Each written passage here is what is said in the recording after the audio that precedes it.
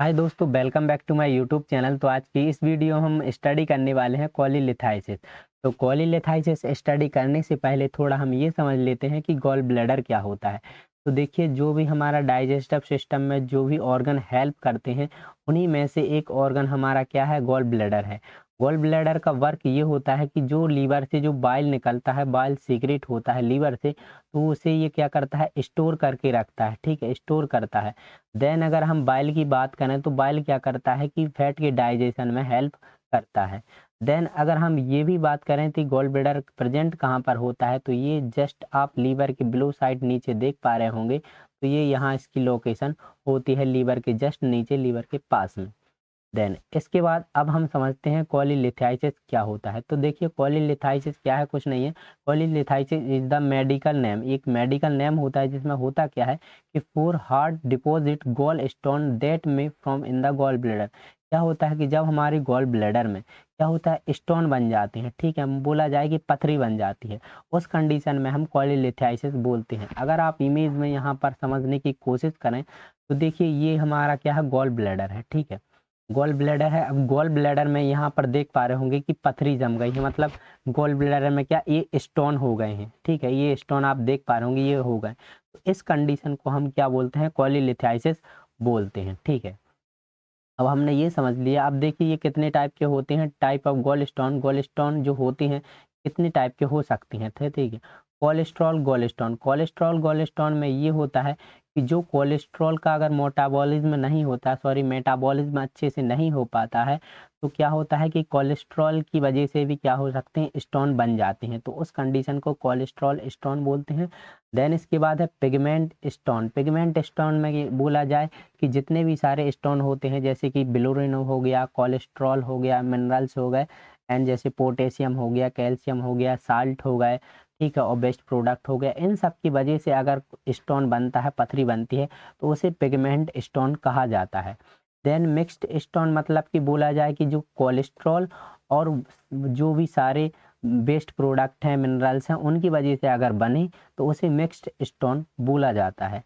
Then अगर इसके बाद हम कॉजेस एंड रिस्क फैक्टर की बात करें कि इसकी क्या कॉजेस हो सकते हैं, क्या रिस्क फैक्टर हो सकते हैं, तो देखिए, थ्योरी इन कॉजेस, अगर ये दो थ्योरी देखें हम, तो टू मच कोलेस्ट्रॉल इन बाइल, अगर हमारे बाइल में कोलेस्ट्रॉल की मात्रा बहुत ज़्यादा मात्रा में हो जाती है, उसका मेटाबॉलिज्म नहीं हो पाता है, हमारे बाइल में कोलेस्ट्रॉल ज़्यादा लेवल में बढ़ जाता है, तो उस कंडीशन में क्या हो सकता है कि स्टोन हो जाते हैं।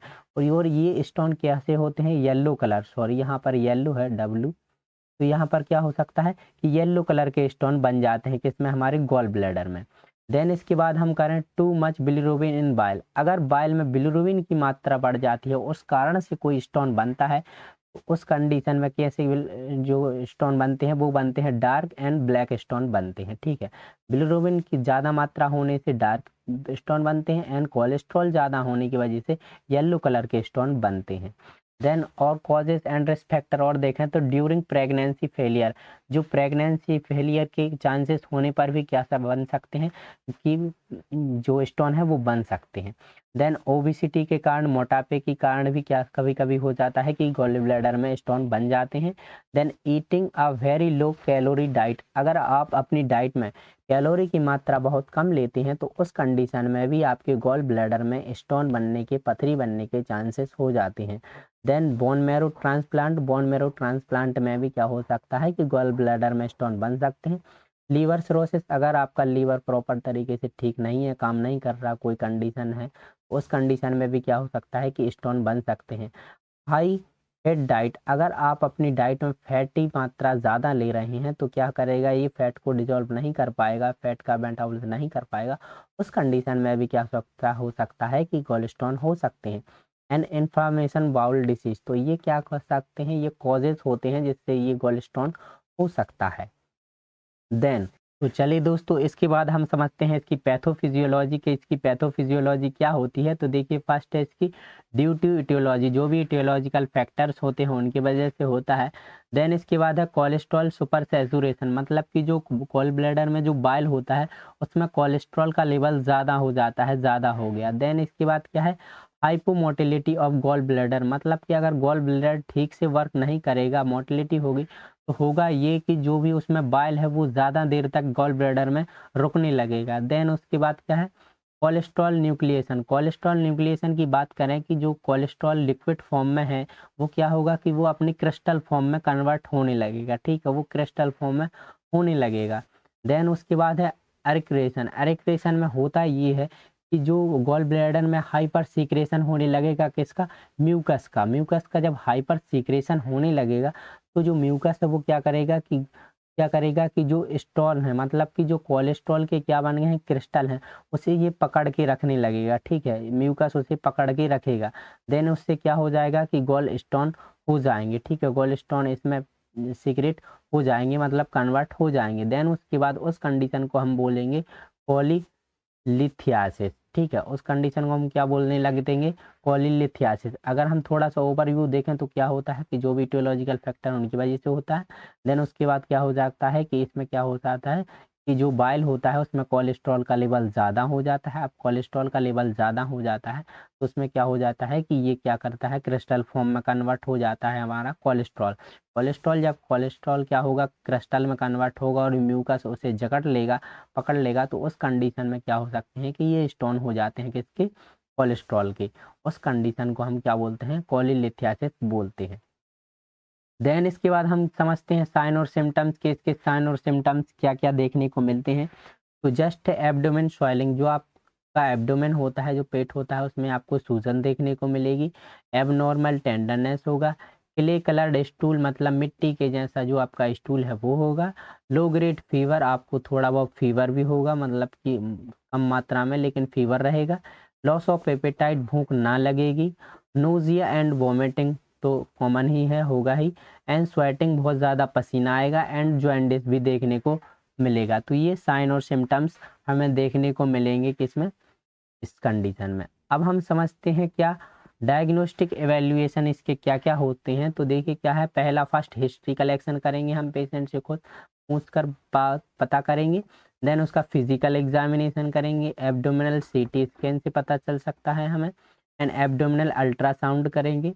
एंडोस्कोपी की जाती है वो करेंगे। एंड ब्लड टेस्ट भी कर सकते हैं। एंड कोलेंजियोग्राफी भी होती है। तो ये क्या होते हैं कि डायग्नोस्टिक इवैल्यूएशन होते हैं। देन इसके बाद हम मैनेजमेंट की बात करें कि इसका मैनेजमेंट क्या होता है। तो इसमें नॉन सर्जिकल मैनेजमेंट में क्या है, एंटी कोलर्जिक ड्रग्स भी आप दे सकते हैं, एंटीमेटिक्स देंगे, और आप एंटीबायोटिक्स भी दे सकते हैं, और आईवी फ्लूइड भी देंगे। देन इसमें क्या है, डेजुलेशन थेरेपी होती है। स्टोन रिमूवल बाय इंस्ट्रूमेंटेशन भी होता है।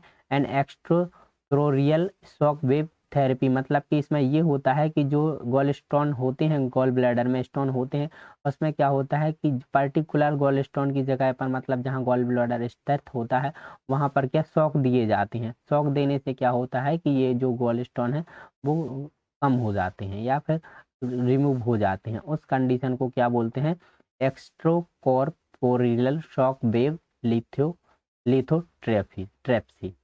ठीक है, तो चलिए इसके बाद हम समझते हैं सर्जिकल मैनेजमेंट। सर्जिकल मैनेजमेंट में हम देखें तो कोलिसिस्टेक्टमी। कोलिसिस्टेक्टमी सबसे बेटर ऑप्शन होता है। कोलिसिस्टेक्टमी भी दो प्रकार से की जा सकती है, एक लेप्रोस्कोपिक कोलिसिस्टेक्टमी और एक ओपन कोलिसिस्टेक्टमी। कोलिसिस्टेक्टमी में होता यह है कि इसमें क्या होता है कि गॉल ब्लैडर को ही रिमूव कर दिया जाता है अगर ज़्यादा ही कंडीशन खराब है तो।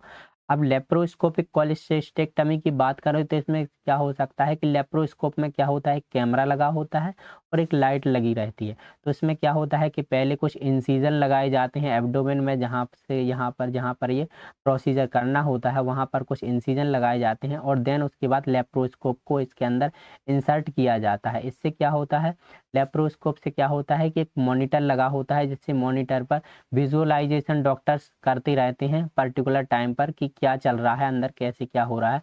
तो उसमें क्या होता है कि डॉक्टर्स विजुअलाइजेशन करते जाते हैं मॉनिटर पर और प्रोसीजर करते जाते हैं।